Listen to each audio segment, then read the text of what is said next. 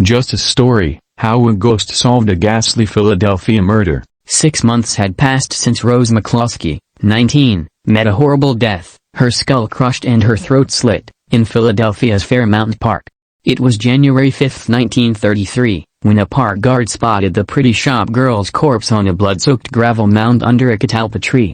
But the murder remained a mystery until a ghost popped up in an elderly man's bedroom in the middle of a night in June. "She stood beside my bed," the dead girl, Thomas Berry, 66, a railroad watchman, would later say in court. Rose appeared to him dressed all in white. "She held out her arms to me, and I asked her what she wanted, and she just went up in the air," he said. "Then I knew I had to tell what was on my mind, and I did." A little after 9 p.m. on the night of the murder, Berry said he was in the park with a girlfriend. They spotted a man near a secluded area that was popular as a lover's lane. Berry said he saw the man's face, illuminated by the glow of passing trolley lights, and noticed an awful savage look in his eyes. One other thing, he was a towering figure, around 7 feet tall. Berry said he saw the giant following a young couple. Soon after, there was a blood-curdling scream and he and his girlfriend fled. In a separate incident around 10 p.m., 3 boys saw a man staggering in the street near the park. "Are you drunk?" one of the boys called out. Then they got closer and saw blood pouring from wounds on his head and covering his face. "No. Take me to the hospital," he told them as he passed out. Doctors said he had a compound skull fracture caused by at least 3 crushing blows. They feared he would not make it through the night. Police inspected his clothing and found an ID for Dennis Boyle, 30. McCloskey and Boyle had been a couple for about a year.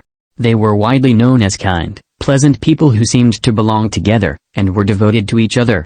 The Philadelphia Inquirer's Dorothy D. Bartlett described him as the tall, black-haired Beau Brummel of Rose's dreams and 10 years her senior. But Rose's mother had forbidden her daughter from seeing Boyle. Her parents liked him, but felt he was not a good match for Rose because of the 10-year gap in their ages. Instead of breaking up, they hid their romance, keeping company in the streets and parks.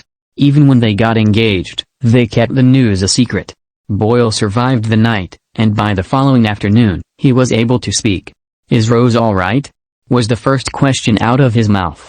Fearing that the reality would be too much for him, doctors offered only vague answers.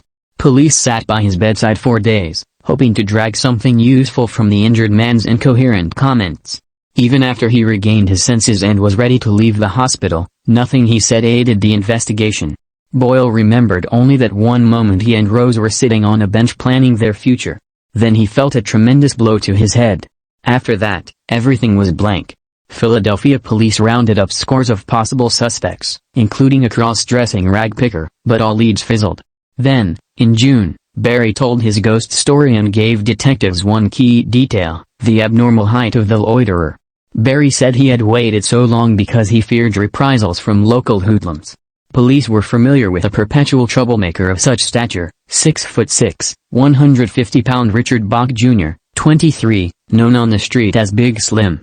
He was one of the many thugs terrorizing young women and couples in Fairmount Park. After hours of grilling, Bach confessed and explained his action.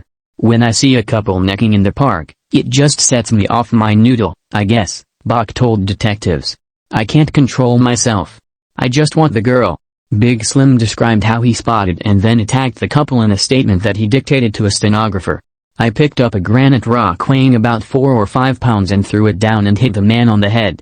Then he grabbed Rose and hit her with his fist. She struggled and screamed until Bach picked up another rock and slammed it into her forehead. He kept hitting her until she was silent and then slit her throat."